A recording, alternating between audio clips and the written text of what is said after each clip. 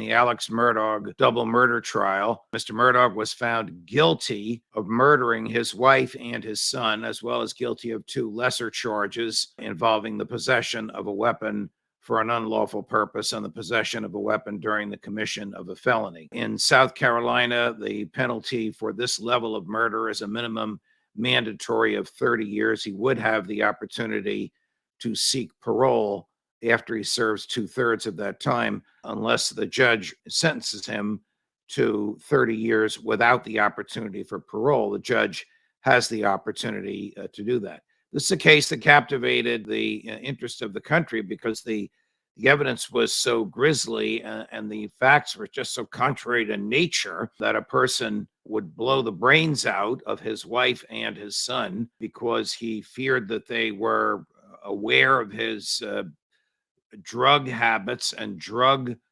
trafficking and his stealing. This is just crazy. And I'll be honest with you, you've heard me say this before on this case. I predicted a not guilty verdict. I did not think that the government made a very strong case. The chief investigator made many, many fundamental errors in his investigation. He despoiled the murder scene, meaning he walked through it and disturbed it before anybody else could check all of his determinations. Standard that you have another investigator check your determinations in a murder case. And the chief investigator admitted that they never considered anybody else who did it. It's standard to look for other defendants as well. Nevertheless, I didn't see all the evidence. The jury did. It's a very quick verdict.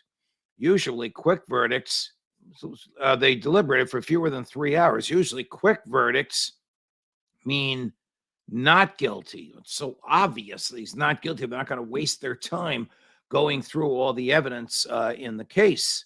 The trial was on for 6 weeks. There were more than 90 witnesses who testified and hundreds of pages of documents. But the jury is allowed to begin to make impressions about the quality of the evidence. It's only human. As you observe that evidence coming in, you're not supposed to draw any definitive conclusions until all the evidence is in and the judge explains the law to you. But the jurors accepted the government's argument. Here is the actual public announcement of Mr. Murdaugh's guilt. Guilty verdict. Signed by the forelady, 3-2-23. When the motion was renewed, the court found that the evidence was sufficient for the jury to find the defendant guilty. The jury has now considered the evidence for a significant period of time, and the evidence of guilt is overwhelming, and I deny the motion. Mr. Murdaugh, you now having been found guilty of 2 counts of murder involving your wife and your son, 2 counts of possession of a weapon during the commission of a violent crime, the burden now comes upon the court to impose a sentence.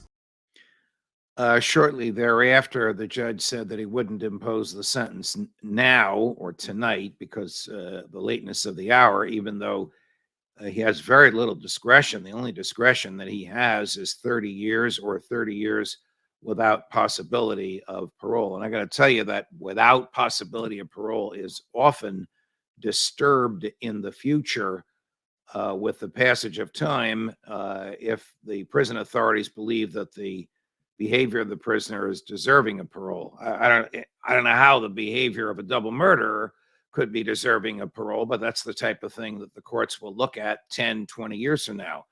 The defendant is 55 years old, so this is effectively a life sentence. Now, the judge was talking about motions.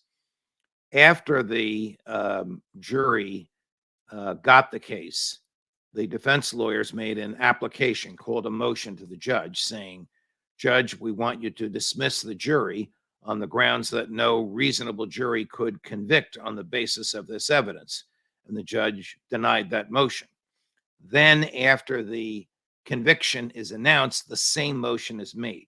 That's not being redundant or ridiculous. The law requires, in order to appeal this stuff, you have to make motions at the trial level. So in order to argue to an appellate court that a trial judge made an error, you have to give the trial judge the opportunity to make the error. So if the error in judgment was the verdict is against the weight of the evidence, you have to give the judge the opportunity to rule on that. It was a very, very skimpy ruling that he made. Normally, when judges rule that the evidence of guilt is overwhelming, they characterize the evidence and go through it and summarize it.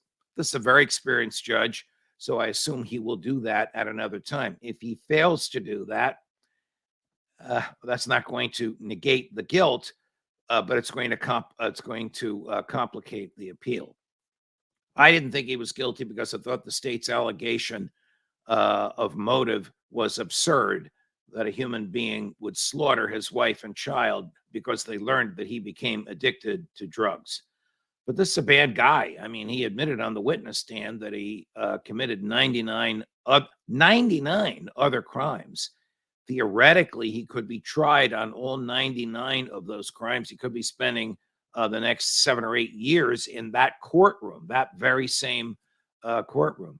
As a practical matter, I would think that since he's going to spend probably the rest of his natural life in jail, his lawyers will arrange for him to plead guilty to those crimes. He'll get some sort of a redundant sentence, and then he'll be a prisoner for the rest of his life, and he'll just be warehoused in the jail. The state will be finished with its prosecution of him.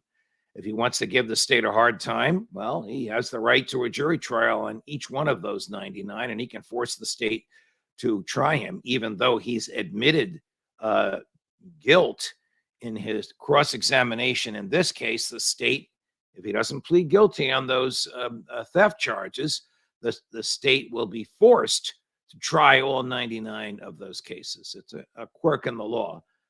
If they wanted to try it as one trial, they should have issued one indictment. Instead, they went to a grand jury 99 times and got 99 different indictments. But I'm getting far afield here. Alex Murdaugh, guilty of murder, one of the more horrific murders in the modern era of blowing the brains out of one's wife and child. It's unthinkable.